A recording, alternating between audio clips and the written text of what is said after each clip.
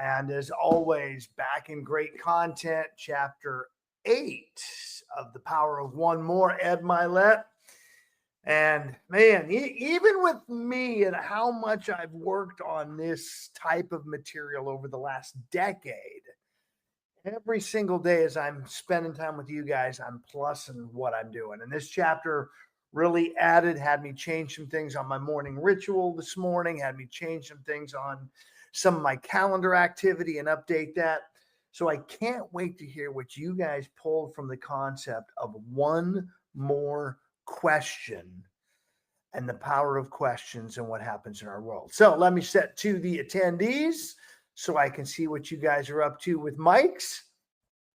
Gosh, and you're all silent right now. So who's got something they want to share directly out of the content? And it's going to be interesting to see how today goes because there's those 40 plus initial questions to really get you thinking differently. So what do you guys have that jumped off the page at you? Go for it, Carrie. So what is the most thing that I resonated with besides all those questions that I just want to hang up every day and look at them was one more question. Ask one more question, right? So it says this one. So on page 104, it says right here, it says they take the easy way out. In some cases, the questions do harm by creating fear, anger, distrust, or lack of confidence. So what I like to say is that you don't know what you don't know, right? So what I'm thinking is kind of a little bit opposite for this tiny paragraph is that if I don't know what I don't know, then it's hard to ask one more question or even the question. To ask the question, I might already have all those things, and that's why I'm not asking it. But so that was part of me like a long time ago. But you know what I mean? Like I am so happy to ask one more question now, and I understand that. But getting there can be tough if you don't know what you don't know. Absolutely. And just spending some time doing this, asking yourself questions. And by the way, one of the things we're going to kind of bridge to today isn't just the questions we ask of ourselves. This also applies to the questions we ask of others, the questions we ask of our consumers, our clients, the question we ask of our agent partners, the questions we ask of our kids, of our spouses. You can take this material across all of them. So what else do you guys have?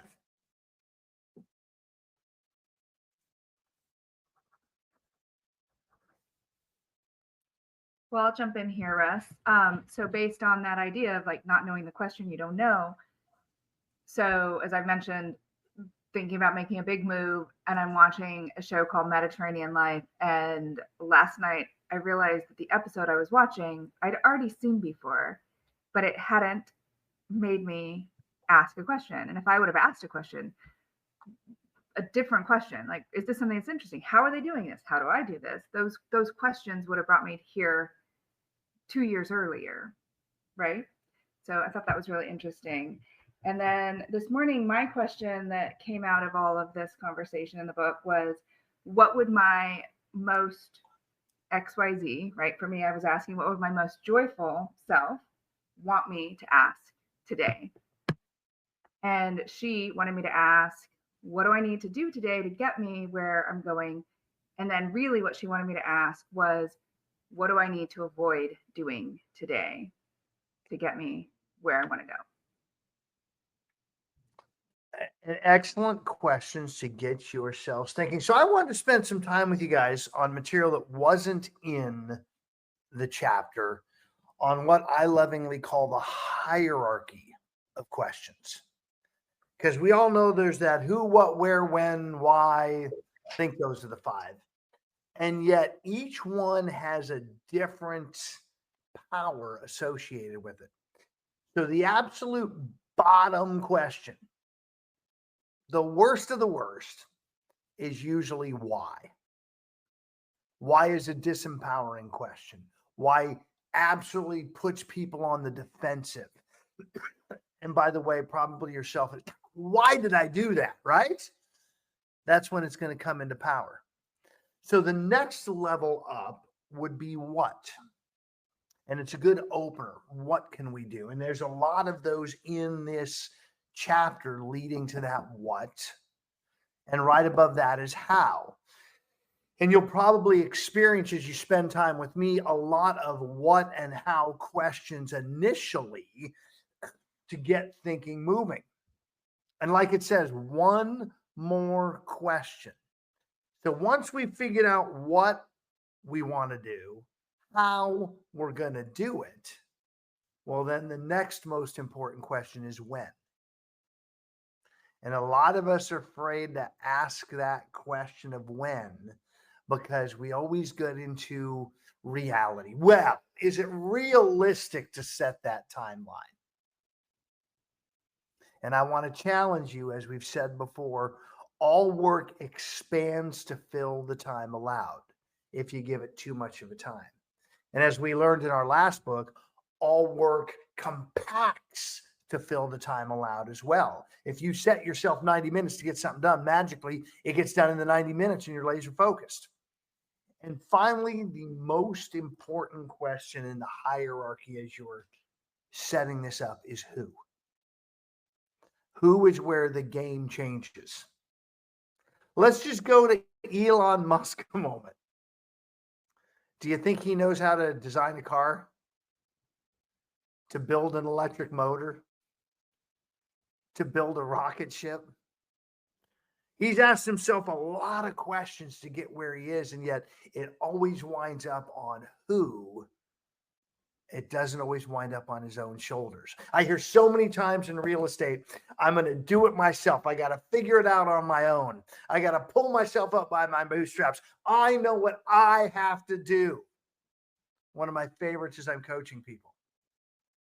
And yet I want to challenge you that you should be striving for the who, because that's truly how you build businesses.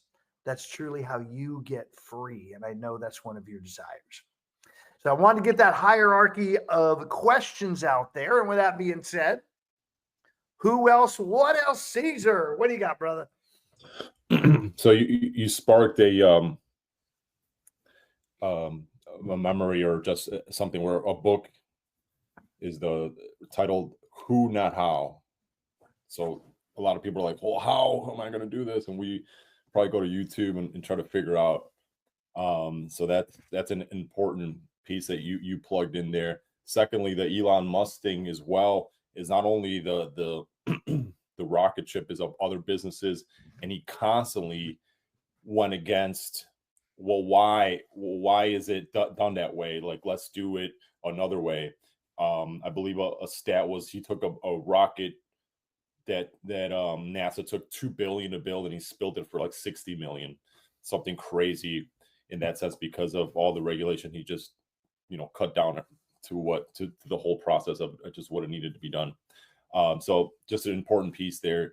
And secondly, this chapter with the questions, if that's what we're on, it was important where it says, don't speed up, but like, don't try to answer it right away. Let the question hit you and think about it for a second. Also reminds me of Elon Musk, because sometimes when they ask him a question, he'll sit there and think about it for like a good 30 seconds, which is very unlikely for people. People love to react or like respond right away. So that was like just these observations that I'm making from him and tying together with what you're saying, Coach, there. Yeah, it's interesting because I've watched him do that, and you can see reporters, inquisitors get uncomfortable with the silence. It's a really uncomfortable space, and yet he's implementing that model of, I'm really going to consider the question. So I'm curious, by show of hands, how many of you are looking to improve or change your worlds? Raise your hands. I don't see every hand up. I'm looking at some of you going, what's going on there, Julianne? How many of you are after something else, chasing something? You're going after that next level, whatever it happens to be, otherwise known as a quest, right? If we go to the big word, you are all on a quest. And what is a requirement of that. Questions. So many people out there are winging it right now rather than really taking that pause, as Caesar brought into the room, asking questions of what, how, when, and who. And then, as Ryan always brings to us, implementing the blank out of it to get there. Being willing to make the mistakes and then re-question. Justin, we hear your little feet going one step at a time. What do you got, brother? I was on the accelerator call yesterday, and that was a great call. I was felt blessed. Don asked me, like, what was my purpose in being there? Not like a why are you here, but why are you here? Like, well, how is this important to you? And so I answered that question, and I felt good about my answer, like it was an intelligible, response. It resonated with me in the moment, like, there was no pause or whatever. Then I think it was Chris Stieg answered the same question after me, and I thought, man, Chris's reason is so much deeper and better than what I said, and it would be true for me also. And then Don had pointed out something else that he was actually fishing for that neither of us had answered. And what I learned or take away from that, combined with what we're talking about right now, is, and I don't know if this is better as a what or a how, but what is the best answer to this question? Or what is the best question to ask to get the best answer? How do I ask this question or answer this question in a better or the best possible way? Well, this, I think, is why it's so important that it's one more question. After you've answered it once, how can you reframe it, rewrite it to get a second answer? We always talk about digging deep. So let's take this to the consumers a moment. We ask someone, okay, what's important to you in a house? We need 4 bedrooms and an office. Okay, 4 bedrooms, office, check. We don't dig on what is the motivation for that. We take them at their first level. What's important to you about that? Well, I got the 3 kids and I work out of home. What work do you do out of home? You may not be able, if you don't dig deep, you may not be able to discover where you might be able to help them at a higher level. You may not be able to find what truly is the piece. Maybe the configuration of that house that you're looking at isn't going to serve that because the bedroom is right next to the office, for example. Just keep digging deep. Same thing when we're talking to other people of joining our team. Really finding out what they need first. And again, 3 levels deep minimum is kind of my rule of thumb. And Julianne, I saw your mic come in. Awesome to see that. And I'm glad the smoothie machine isn't running in the background. And Doug, you'll be up next. What do you got, Julianne? I know, right? So, well, see, the 3 deep on the why, it's like Dean Graciosi says, go 7 when you're doing self-work, and I was like, that's too much. That's just, how can you go deeper than that? And it's amazing how, it's because I think we were conditioned. Think about a small child. They ask why. And we're like, enough. And so when we're young and open-minded and they really want to know why, not just know, they want to know why they can't have something or why they can't do something. And we get conditioned to narrow our questioning, our scope.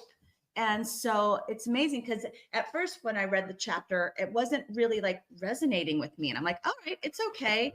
It says that there's a lot of stuff in here. Not everything is going to ring your bell.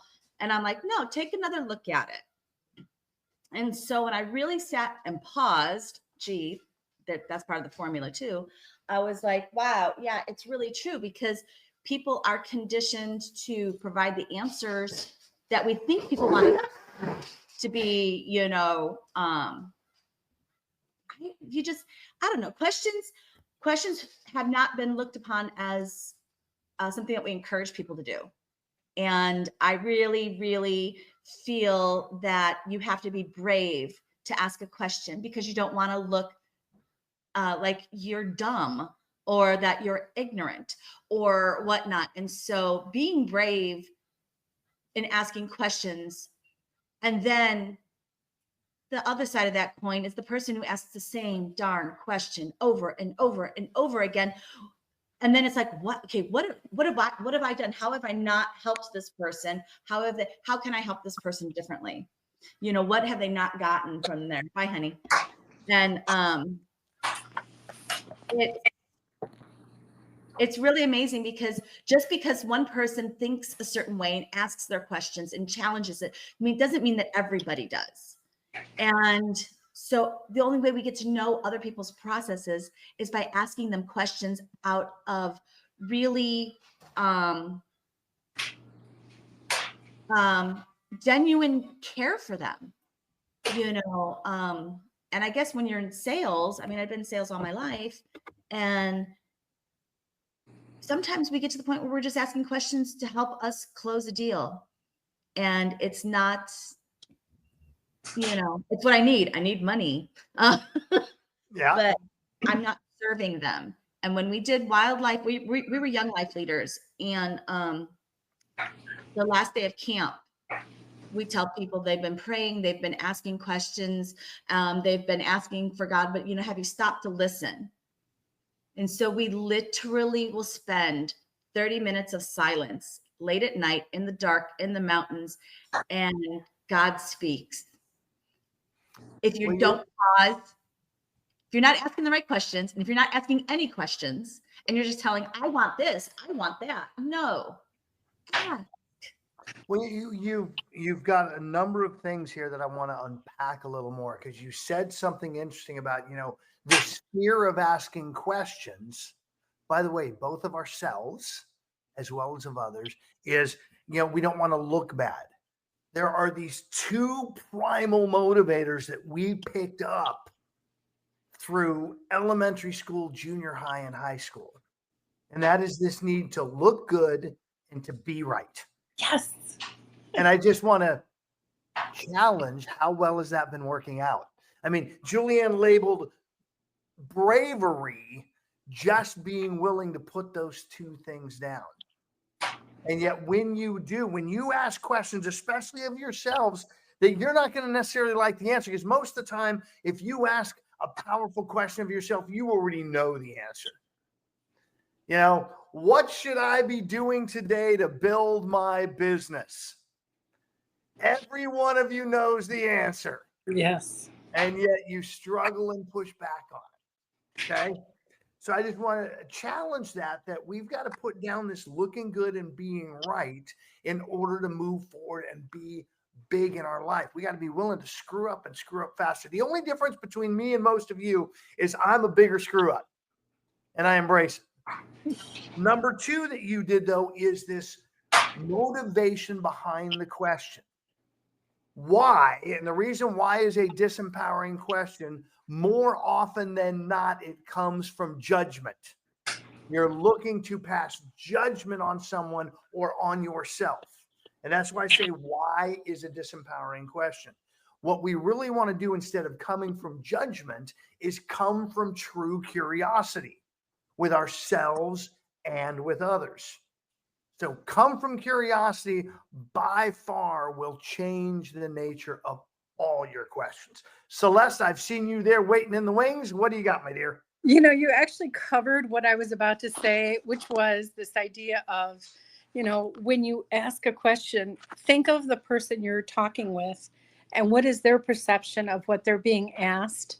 Because like you said, they want to look good and they want to think that they're answering you correctly. It could be that it's not even their real answer.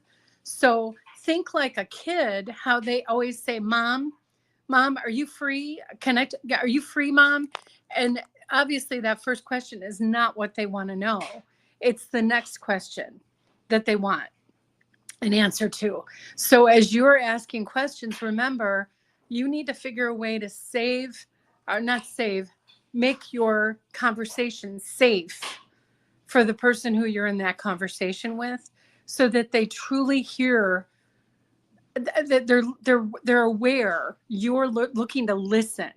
And by even that conversation, when they start telling you what they want, like they give you the laundry list, this is what we want in a home, and they probably spent some time coming up with what that list is. What I just had this conversation with a client who gave me their laundry list, and then as we were talking, I said, well, if we could find you a home that only had X, like maybe they wanted 3, but if we could find them a home that had 2 bedrooms, would that still work for you? And I mean, before I knew it, it was like they were taking off all of these things that they had said. These are a wish list. And I thought, boy, I'm so glad that I took the extra time to ask back when they told me their stated ideas of what they wanted. I just asked them on every item, where does this stand, and what if it doesn't have it? What if the house doesn't have that? And I'm going to tell you, they were like, I could tell that they were actually thrilled that I was listening. I don't know what that is, because I mean, I felt kind of bad. I was aware that what they wanted, they're not going to get in their price range. But the fact that I actually took the time to listen, that was huge. Well, So- and before you listen, as Julianne put in the text, you must be present. Yes. That means listening to truly understand, listening to hear versus listening to respond. Yeah. And also, Deb, I kind of watched the chat as well. So I saw you going back and forth there that you want to add to the conversation, and that warms my heart. Welcome. What did you pull from the content?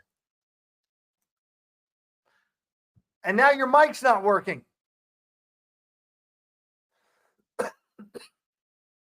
And it looks like it's on. So do me a favor, Deb, and this happens once in a while.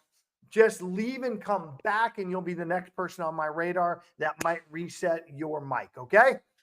In the meantime, Andres, brother, what do you got? Yeah, just wanted to add something on that part of curiosity that you mentioned. I just had a call, which I show up late for this, scheduled for 25 minutes, where I have an agent coming in looking to get more information about the service, the system that we have in place. And although they're coming in for information, my goal in the call is to offer them a transformation. I'm asking questions, trying to find out what their pain's at, curiosity to know what their goals are, what their mindset is right now, what they're going through right now, and be able to offer them and put them in a position to get to the goals that they're trying to achieve. This person, her current situation doesn't fit with her large picture, her larger goal. And I'm going to introduce her to Coach Russ in the next few days, because I had the option, the ability to identify what her needs are, what her goals are, and be able to put her in a position to have the resources and the team available to be able to reach those goals. So as Coach said, approach the conversation with curiosity, where I'm asking these questions to identify what it is that they're looking for and what it is that they're trying to get to. And if their current self, their current situation doesn't match along with that, then most likely they need to change. And we get to do that every day with everybody, Andres, is really find out what their needs are and come from a place of service. I love how every one of these conversations is leading to really our mindset shift, not our language, not what we're doing, what we're saying. It comes down to who we're being in the moment. Julianne, be present. Andres, be focused on service. We had come from curiosity in here. And I want to bring it back, though, to the content, because a lot of this question piece was questions for us to have with ourselves. And so Celeste talked about, creating a safe space. We got to do the same thing with ourselves. We got to give ourselves grace. Grace that we are human. Grace that we are fallible. Grace that we're not perfect. Grace that we've learned a lot along the way that maybe doesn't serve us or maybe isn't actually accurate. And that's where these questions can come in and help bridge that gap. So I just really wanted to make sure we hit that. Deborah, let's test it. Okay, can y'all hear me? Woo-hoo! You're Okay, here. What do you got, perfect. my dear? Yeah, so when I reading this chapter, it completely resonated with me and how we're conversating with our clients. But it just got me thinking of coming with questions out of curiosity to the other person. If you look at the most best interviewers, Joe Rogan as an example, if you ever watch his interviews, he interviews with the curiosity of the other person. He's completely interested, listening attentively, but not listening to reply. Listening to completely understand where that person's perspective is, who they are, why they believe what they believe. And I think that can completely translate to when we're talking with our clients as real estate agents, is being curious in who they are, why they have to sell, why they're currently wanting to buy a home at this present time. So it was definitely interesting. But yeah, just coming with curiosity from a child perspective. As children, we're always curious about what's new in the world and just having that curiosity.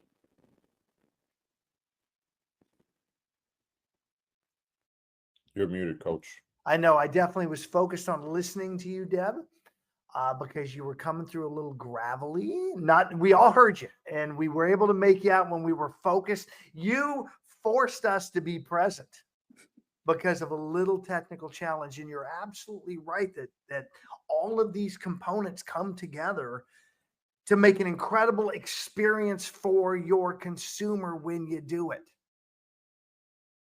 And so that pause, stepping back, leaning into that. So Doug, I saw you up. It's 1 minute left, brother. The floor is yours. Bring us home. All right. On page 104, he says, the Navy SEALs are taught to ask the question, what in this situation can I control immediately? And then he starts going into really wanting to know, what is the truth about you? He's asking us, what is the truth for us to ask us, what is the truth about me? Because we have to understand the truth about us and be curious enough to ask about us before we really start being curious about what's driving other people. So I think as we learn to ask ourselves really good questions, it will train us to teach ourselves to ask really good questions of others as well. So I think that's kind of what I got out of the first part of this book and what they will do for us. These questions are going to produce dramatic changes. They're going to remove roadblocks. They're going to make things happen in our life that we've never dreamed of before.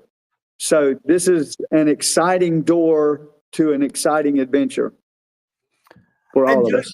Do you know another exciting door to another exciting adventure where we need some truth? It's called our database. It's called KV Core. Guys, it is Wednesday, Wired Wednesdays today, right back here in the room, 1 to 2. Maria, our personal expert in everything KV Core, along with Celeste, a lot of times she's in there as well, are there to help you guys with your tech. And so you need to get it up. You need to get it implemented. So lean into that. And if you work on it every week in that 1 hour block, magic is going to happen over the next 6 months. So I want to get you in there. Let me get rid of the recording here.